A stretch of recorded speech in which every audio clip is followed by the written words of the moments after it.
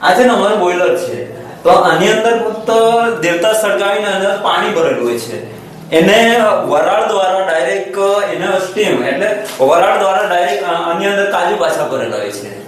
આખું આ ખોલીની અંદર કાજુ ભરવામાં આવે અને એ વરાળ 60 ડિગ્રી સેન્ટીગ્રેડ જેટલી ગરમી તૈયાર થાય એટલે આ કોક ખોલવામાં આવે તો ડાયરેક્ટ અહીંયા વરાળ જશે એટલે એ પોણો કલાકની અંદર એ આખું બફાઈ જાય.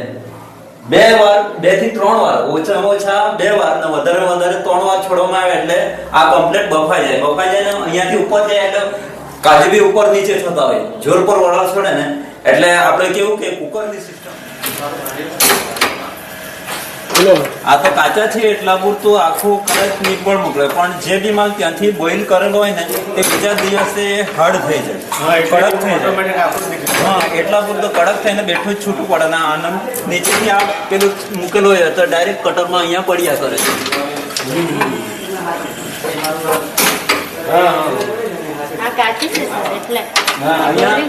પેલું ગોઠવેલું જ હોય એમ તો ડાયરેક્ટ કટિંગ થઈને અહીંયા આવ્યા કરે, એમાંથી આખા ટુકડા પાછા એ લોકો છૂટા પાડે. જે બી કટિંગ માંથી આવેલું તે માલ અહીંયા ડ્રાયરમાં આવે છે એટલે એને શેકવામાં આવે છે. એ પણ 60 ગ્રેડ જેટલી ટેમ્પરેચરની ગરમી રાખીને એને શેકવામાં આવે છે. અત્યારે ગરમ છે, અત્યારે હમણાં મૂકી એ હમણાં મૂકેલી છે.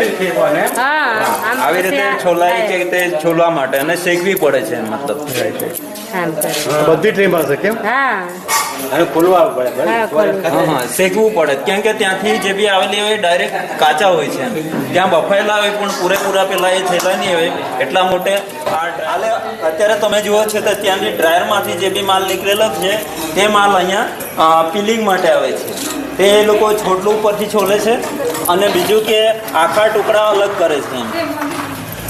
આખા ટુકડા અલગ કરીને પાછા એ લોકો જે બી રીતે એ લોકોનો આપેલું હોય એ રીતે પાછું વજન કરાવીને એ લોકોને એવી સિસ્ટમ છે કે પાછું સવારમાં જેટલું વજન કરીને આપેલું હોય એટલું પાછું સાંજે થવું જોઈએ એમ. નહીં તો આમાંથી ખવાઈ ગયા હોય તો માલ તે ઓછો પાડે તો એ લોકોના પૈસા પેલામાંથી. હવે જે બી પીલિંગ થયેલો માલ ડાયરેક્ટ વજન કરાવી દે છે, વજન કરેલો માલ ડાયરેક્ટ અહીંયા ગ્રેડિંગમાં આવે છે. એ તેવી રીતે આ 210 છે, 240 A B C એવી રીતે અલગ અલગ ફાળા અલગ એવી રીતે અલગ અલગ. ABC કયો બોલો? ABC કયો? 210 નું છે કે એટલે જે ફર્સ્ટ ક્વોલિટીનો માલ હાલમાં નથી. આ 240 છે એટલે બી ગ્રેડ નો આવશે. હા, પછી આવશે પણ ત્યાં પણ છે.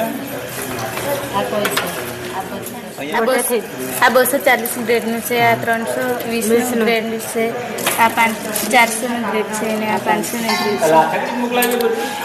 હા, લાગશે એનો જ ભાગ છે કે અલગ એનો જ ભાગ છે.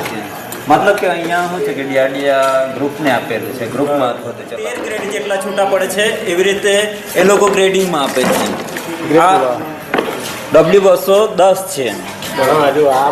પછી આના પછીનો W40 છે એટલે બીજા ક્વોલિટીનું છે. આ 320 છે, આ 400 છે, પછી આ 500 છે. 500 મીન્સ કે જે બી જેનો આકાર વગરની જે બી હોય તે વસ્તુ આ થયેલી હોય, ઝીણા દાણા હોય છે એકદમ. ને તેના પછીનો માલ ફક્ત 2 ફાળા થયેલા હોય જે આપણે સ્પ્લિટ કહીએ ને એ રીતનું છે. ને તે પછીનો માલ આવશે પોણિયા, ફક્ત પોણો ભાગ તૂટેલો હોય છે. આ જોશો તો આ પોણો ભાગ તૂટેલો છે, પોણો ભાગ રહેલો હોય છે. તેના પછીના આવશે મોટા ટુકડા આવશે. આ મોટા ટુકડા છે, સેજ તૂટી ગયેલા એટલે મોટા ટુકડામાં આવશે. ત્યાર પછી આવશે નાના ટુકડા આવશે. ફાળાની નાના ટુકડા કહેવાય છે, નાના ટુકડા આવશે. ને આમ પછી આવશે મોટી કણી છે. મોટી કણી પછી ના આવશે નાની કણી છે.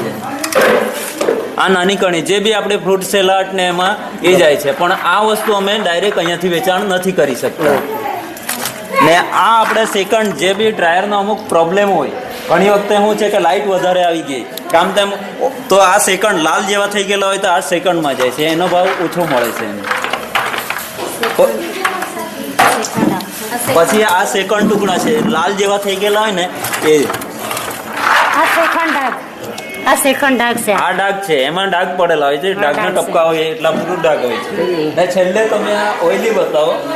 ગ્રેડ છૂટા આ છે મેં ઓઇલી છે એમાં ઓઇલનું પ્રમાણ અંદર ઘૂસી ગયેલું હોય, એસિડ જેવું હોય, એટલા પૂરતું આ ખાવામાં નથી આવતો. ખાઈએ તો આપણને ગળામાં પણ એની બળતરા થાય છે, એટલા પૂરતું આ ફેંકી દેવામાં આવે છે. ને બીજું કે ઉપરનું છોટલું પતલું છોટલું હોય એ ગાયને ખવડાવવામાં